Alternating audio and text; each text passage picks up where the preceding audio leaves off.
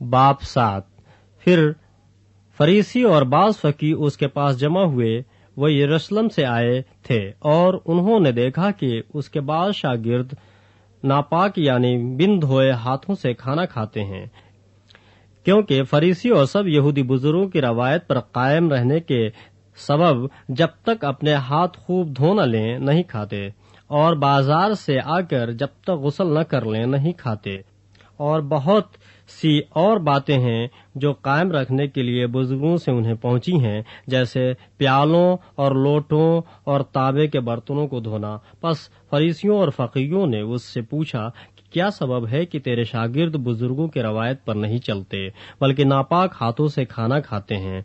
उसने उनसे कहा, यशायाह ने तुम रयाकारों के हक में क्या खूब नबूवत की, जैसा कि लिखा है, ये उम्मत होठों से तो मेरी ताजीम करती है लेकिन इनके दिल मुझसे दूर हैं, और ये बेफायदा मेरी परस्तिश करते हैं क्योंकि इंसानी अहकाम की तालीम देते हैं।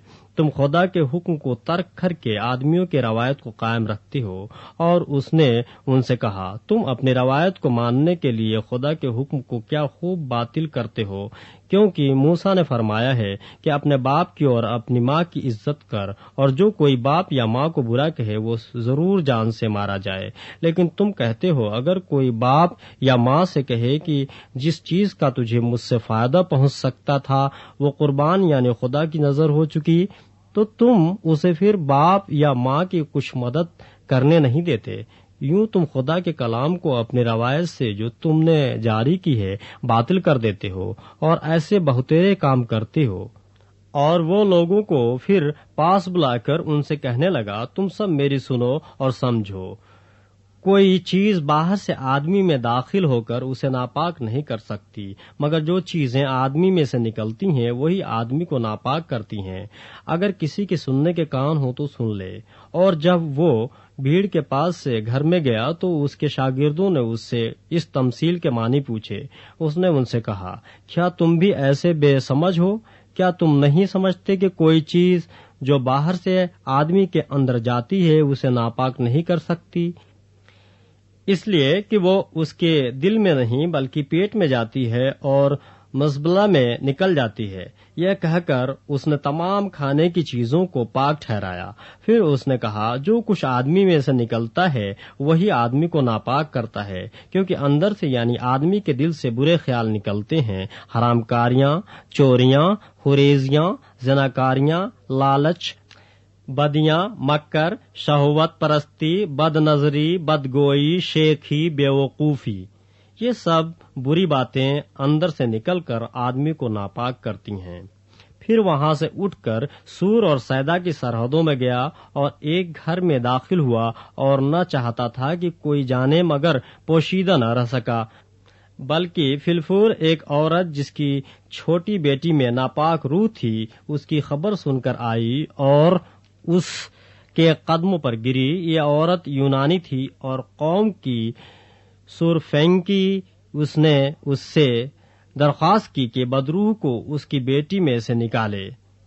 उसने उससे कहा, पहले लड़कों को सैर होने दे, क्योंकि लड़कों की रोटी लेकर कुत्तों को डाल देना अच्छा नहीं। उसने जवाब में कहा, हाँ खुदाबंद, कुत्ते भी मेज के तले लड़कों को रोटी के टुकड़ों में से खाते हैं। उसने उससे कहा, इस कलाम की खातिर जा, बदरूह तेरी बेटी से निकल गई है। और उसने अपने घर में जाकर देखा कि लड़की पलंग पर पड़ी है और बदरूह निकल गई है।